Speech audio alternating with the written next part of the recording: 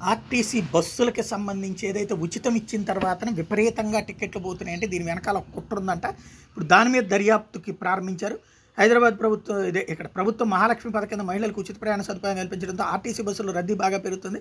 తమ డిపోలో 97%, 100% occupancy ratio OR సీట్ల భర్తీ నిష్పత్తి నమోదవుతుందని కొందరు డిపో మేనేజర్లు ఉన్నతాధికారులకు నివేదికలు ఇస్తున్నారు. దీంతో ఒక్కసారిగా ఓఆర్ ఎలా పెరిగిందని సందేహాలు వ్యక్తం చేస్తున్న ఉన్నతాధికారులు మహిళలకు జారీ చేసే టికెట్ల మీద తనిఖీలు నిర్వహించాలని ఆదేశించారు. కొందరు కండక్టర్లు బస్సులో ప్రయాణిస్తున్న మహిళల కంటే సంఖ్యలో 0 టికెట్లు ప్రింట్ చేస్తున్న ఆరోపణలు వస్తున్నాయి.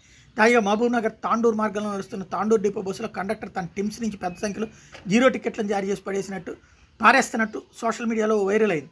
ఇది ఆర్టీసీ ఎండీ కార్యాలయం దృష్టికి కూడా తీసుకెళ్లారు. దీంతో ఓఆర్ భారీగా పెరగడం తాజా పరిణామాల నేపథ్యంలో 0 టికెట్ల జారీ విషయంలో తనిఖీలు చేయాలని ఆర్టీసీ యాజమాన్యం నిర్ణయించింది. ఇందులో భాగంగా కొన్ని జిల్లాల్లోని రోడ్లో శనివారమే తనిఖీలు ప్రారంభమయ్యాయి.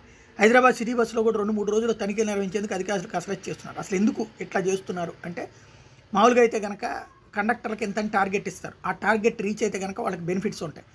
అయితే ఇక్కడ డబ్బులు వాళ్ళు పెట్టుకోవాల్సి వచ్చు ఒకవేళ కనుక అట్లాగా టికెట్ తీసేస్తే. కానీ ఇక్కడ ఏంటి, ఫ్రీ అన్నారు కదా, కాబట్టి తీసి అవతల పడేసేస్తున్నారు.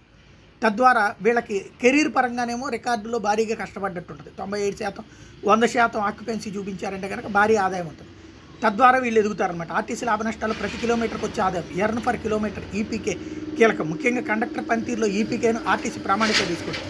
సంస్థ కండక్టర్ ఎంత ఆదాయం తెచ్చిపెట్టారన్న లెక్కలకి ఇదే ఆధారం. భవిష్యత్తులో కండక్టర్కి ఇచ్చే ప్రోత్సాహకాలకు ట్రాక్ రికార్డ్ని అంచనా వేయడానికి కూడా ఈపీకేనే ప్రధానం. ఇలా ఉద్యోగపరంగా కలిగే భవిష్యత్ ప్రయోజనాల కోసమే కొందరు కండక్టర్లు మహిళా ప్రయాణికుల సంఖ్య కంటే అదనంగా 0 టికెట్లు జారీ చేస్తున్నారనేసి ఇప్పుడు దాని మీద దర్యాప్తు ప్రారంభమైంది.